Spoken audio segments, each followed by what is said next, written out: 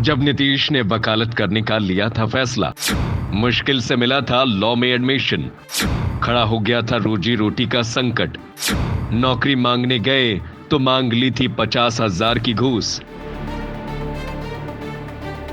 बिहार के मुख्यमंत्री नीतीश कुमार आज किसी पहचान के मोहताज नहीं है, लेकिन एक वक्त ऐसा था जब नीतीश कुमार आर्थिक समस्याओं से घिर गए थे और कोई राह ही नहीं सूझ रही थी।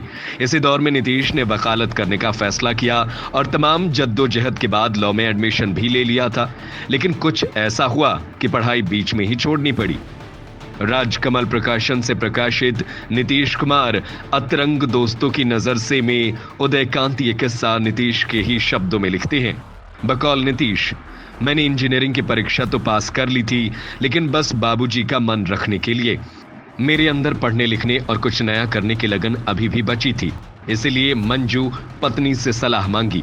तब वो भी पढ़ ही रही थी। हम दोनों ने काफी सोच विचार के बाद तय किया कि मुझे लॉ की पढ़ाई करनी चाहिए।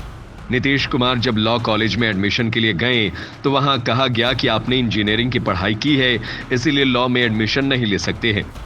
इस बेवकूफी भरे उत्तर से नीतीश समझ गए कि उनका कैसे लोगों से पाला पड़ने वाला है।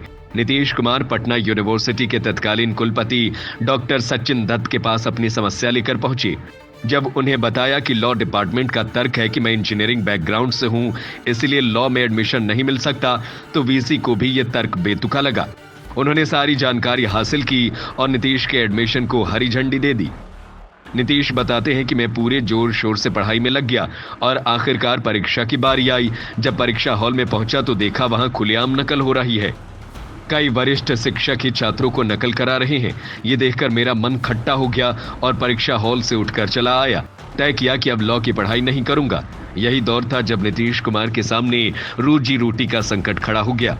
इंजीनियरिंग की पढ़ाई पूरी कर चुके थे, हॉस्टल खाली कर दिया और अपने गांव बख्तियारपुर से पटना आने जाने लगे। एक तरफ नीतीश के परिवार में रोजी रोटी का संकट था, तो दूसरी तरफ उनके ससुराल के लोग नौकरी पेशा और जमींदार पृष्ठभूमि के थे। नीतीश के ससुराल वालों को भी उनके भविष्य की चिंता होने लगी।